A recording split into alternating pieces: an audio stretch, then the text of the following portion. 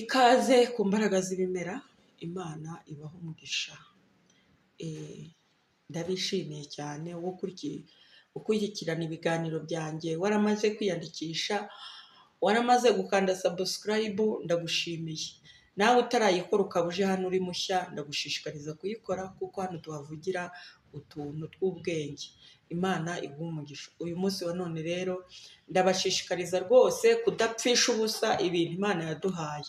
Niba warahinze ibigori bikera, genda rwose mu gihe cyo gusarura ufate iriya misatsi y'ibigori rwose imwe iba yazamutse mu ntete, uyegeranye nurangiza uyibike. Hari iba yumye, hari iba itaruma, ariko iyumye rwose ntukagire ikintu ujugunya, genda uyegeranye uyibike kuko ni umuti ukomeye. Uyu muti urashakishwa, uyu muti rwose ni umuti ukomeye. Wibitseho ikinyabutabire gishobora gufasha abantu b'abamama mu gihe cy'imihango. Urakoze cyane, ngaho kurikira videwo. Imisatsi y'ibigori niyo mubona muri videwo yanjye. Ndabakunda cyane, Imana ibagire.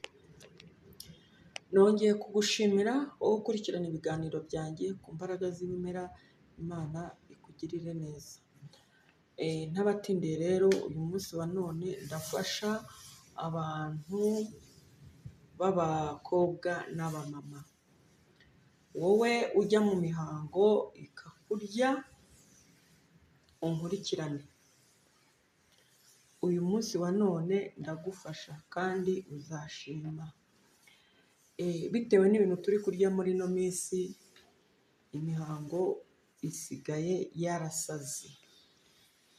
Irazira ikitari igihe, ubundi ikagira ibyumweru bibiri, cyangwa se ubwoba wafatwa n'ikintu kiguteye ubwoba, ubwo ukwezi kwawe kukaba kurapfuye. Wakumva inkuru mbi ukaba ugiye mu mihango, wasitara wababara ukaba ugiye mu mihango.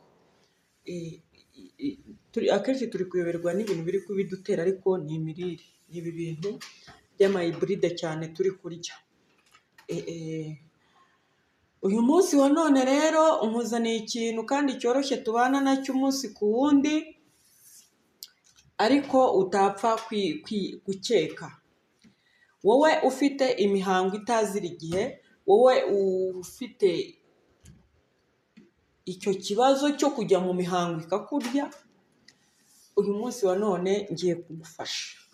Uragenda ukajya ahantu hahinze ibigori, ashobora kuba ari mu wawe cyangwa mu w'abandi. Ibigori bimwe biba bishaka kwera, bifite imbuto ariko zikiri ntoto. Ukagenda ugafata imisatsi yazamutse mu kigori. Uragenda ugafata imisatsi yazamutse mu kigori, hanyuma wamara kuyifata iyo misatsi, ukagenda ushobora kuyanika ikuma ukayikoramo nk'utujyane. Ushobora kuyiteka ukiyikura mu kigori, hanyuma urayinywa.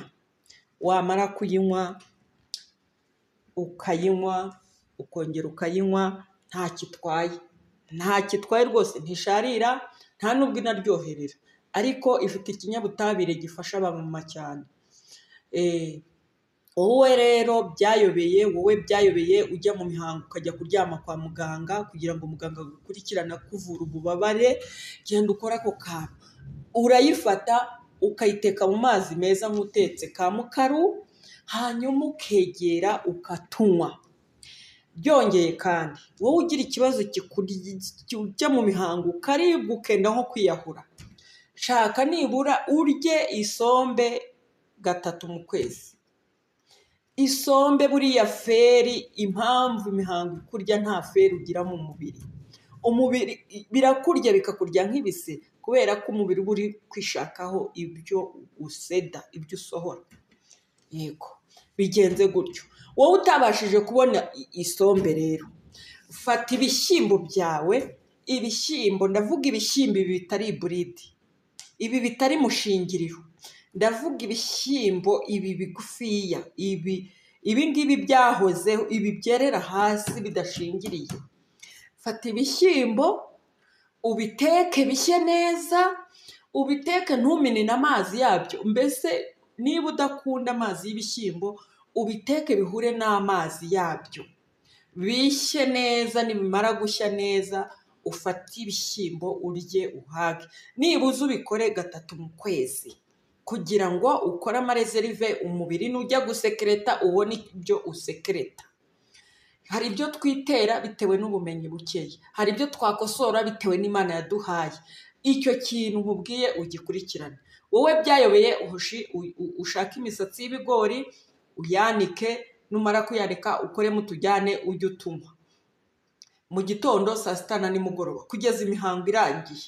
Ntabwo izigera ikurya pe, uzamera nk'uri mu munyenga, ntabwo izigera ikurya, uzamera nk'aho nta cyabaye. Wowe ugira ibibazo byo kubabara, igisombe, wowe ugira ibibazo byo kubabara mu gihe cy'ukwezi kwawe, irya ibishyimbo. Wumve ko hari ibishyimbo, apana iki kimwe mu biryo, igishyimbo kimwe ku isahani. Oya, rya ibishyimbo, urya isombe ifatika. Urakoze cyane rero, wakoze kunkurikirana. Niba wankunze ukore subscribe.